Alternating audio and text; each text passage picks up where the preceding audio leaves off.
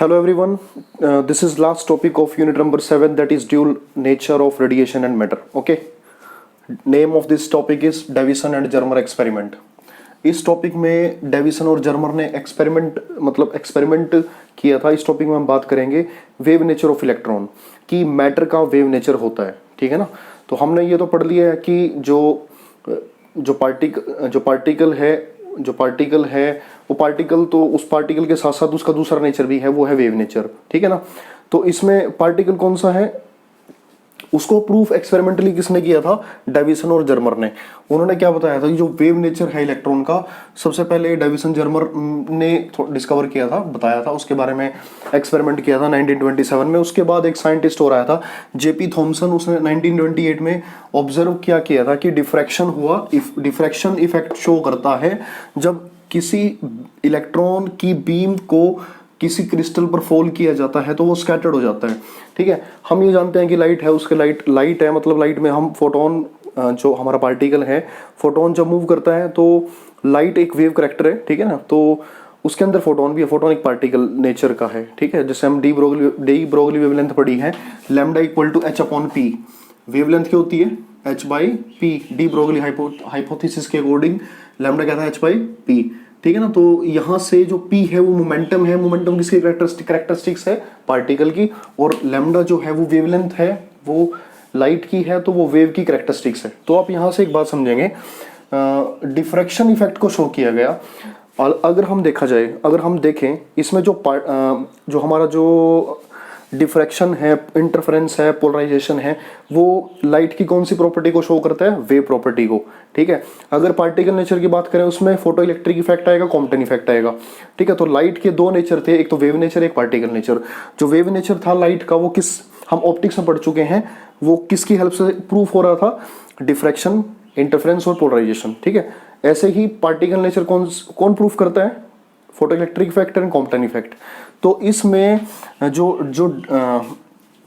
Electron की beam जो fall की जाएगी किसी क्रिस्टल के ऊपर, वो क्रिस्टल कौन सा है, निकल क्रिस्टल, ठीक है। तो निकल क्रिस्टल उस इलेक्ट्रॉन की बीम को स्कैटर्ड कर देगा डिफरेंट एंगल्स पर। तो आप ये देख सकते हैं कि उन्होंने ऑब्जर्व किया था, डिफ्रैक्शन इफेक्ट हुआ था, डिफ्रैक्शन इफेक्ट प्रोड्यूस हुआ था, beam of electron scattered by the crystal. हुआ क्या कि जैसे ये एक फिलामेंट है, एक फिलामेंट, यहाँ पर टंगस्टन भी ले सकते हो। इलेक्ट्रॉन को जो एमिट करेगा, जब इलेक्ट्रॉन, ये एनोड है, ये कैथोड है, एमिटर, ये यहाँ पर एमिटर है, यहाँ कलेक्टर है, कलेक्टर की तरह काम करेगा। इलेक्ट्रॉन जब निकलता है तो स्कैटर्ड, मतलब इलेक्ट्रॉन जाएगा यहाँ से एक इसको बोल सकते हैं कोलिमेटेड एनोड। इसमें से एक होल है, उसमें से इलेक्ट्रॉन जब निकलते हैं तो स्ट्रेट लाइन में ट्रेवल करेंगे, ठीक है। एनोड पे पॉजिटिव है, इस पे नेगेटिव है, तो इसको इलेक्ट्रॉन को ये पॉजिटिव वाला एनोड खींच लेगा, तो ये मूव करना शुरू कर देगा, निकल के क्रिस्टल से टकराएगा तो स्कैटर्ड हो जाएगा, ठीक है। यहाँ पर अलग बैटरी लगी है, लो टेंशन बैटरी, छोटी बैटरी है लो टेंशन बैटरी, और यहाँ ये बड़ी बैटरी है, इसको बोलते हैं हाई टेंशन बैटरी, ठीक है। एनोड है, फिलामेंट है। तो मैं आपको ये बता रहा हूँ, ये पूरे का पूरा अरेंजमेंट किसके अंदर मतलब बंद है, किसके अंदर कंटेन कर रखा है, मतलब कंटेन किसने किया है, ये वैक्यूम चैम्बर ने। उसके अंदर कोई एयर पार्टिकल नहीं है, वैक्यूम है, ठीक है। तो ये एनोड हो गया, इलेक्ट्रॉन की बीम गई यहाँ से, ये स्कैटर्ड हो गया। तो ये इलेक्ट्रॉनिक बीम है, इंसिडेंट इलेक्ट्रॉन, ये स्कैटर्ड इलेक्ट्रॉन। इसको डिफ्रैक्शन की वजह से इलेक्ट्रॉन स्कैटर्ड हुआ है, और यहाँ जो स्कैटरिंग है वो है फाई। इसको मैं कह सकता हूँ फाई। यहाँ पर फाई कौन सा एंगल है, स्कैटरिंग एंगल। ये निकल का क्रिस्टल है। अगर मैं इसको थोड़ा सा एक्सपेंड करूँ ऐसे, तो ये वाला बचा एंगल कितना है, थीटा, और ये वाला भी एंगल कितना होगा, थीटा। तो अभी थोड़ा आगे बात करेंगे, इस थीटा को हम बोलते हैं ग्लांसिंग एंगल, ठीक है। जो स्कैटर्ड इलेक्ट्रॉन होगा वो डिफ्रैक्टेड इलेक्ट्रॉन बीम है। ये मूवेबल कोलेक्टर कह सकते हो, इलेक्ट्रॉन को जो कलेक्ट करेगा। ये डिटेक्टर भी कह सकते हो, मूवेबल इलेक्ट्रॉन कलेक्टर भी बोल सकते हो। यहाँ पर गैल्वेनोमीटर लगा है वो, तो ये थोड़ा करंट को शो करेगा, क्योंकि इलेक्ट्रॉन की बीम आ रही है, मोशन ऑफ चार्ज की करंट, तो ये करंट की प्रेजेंस को शो करेगा। यहाँ निकल क्रिस्टल लिया गया है, ठीक है। तो हम थोड़ा सा इसको मतलब प्रूफ कैसे करेंगे, इसमें अगर थ्योरी की बात की जाए वो कैसे होगी, है बिल्कुल इजी टॉपिक है ये +2 क्लास में, ठीक है। लास्ट टॉपिक है unit number 7, dual nature of radiation and matter. इसमें अगर थ्योरी की बात की गई है, ठीक है,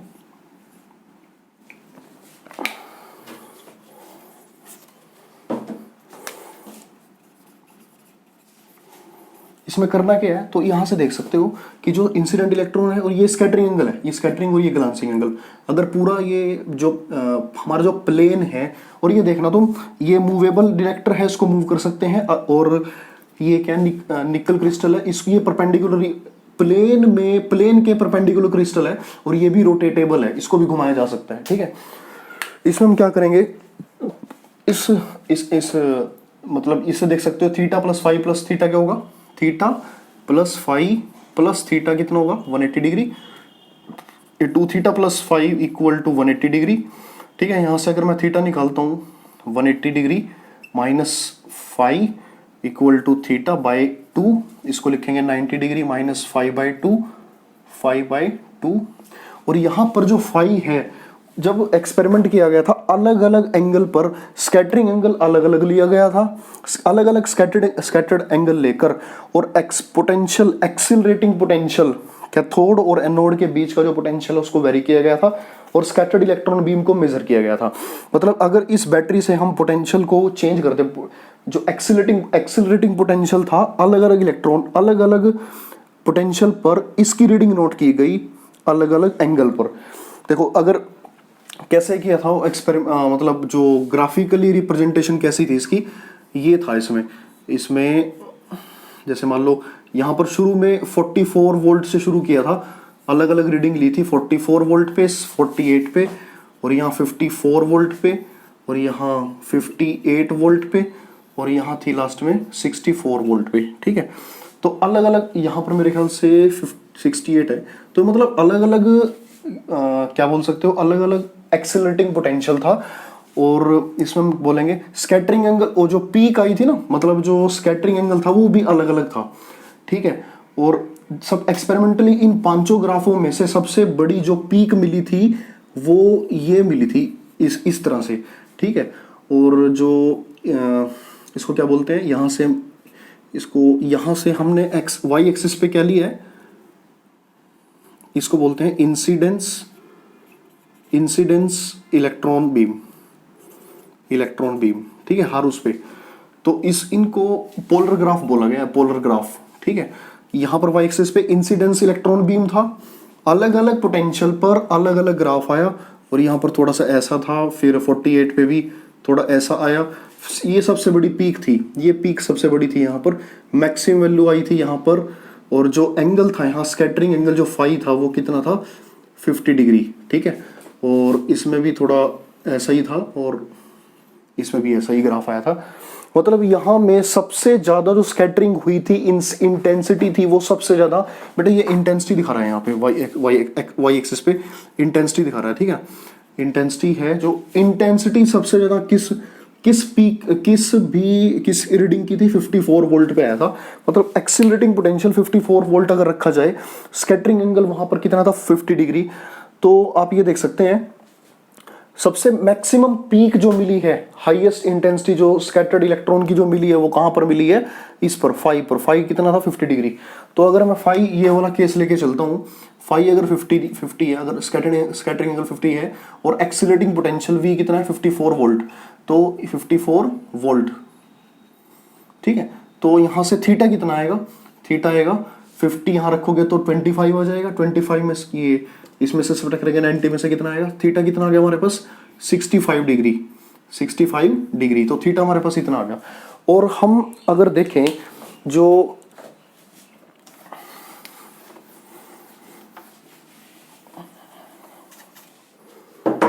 एक हमारे पास फॉर्मूला है ब्रैग्स लॉ के अकॉर्डिंग, ब्रैग्स लॉ में क्या हुआ था, एक फॉर्मूला है 2d sine theta equal to N lambda.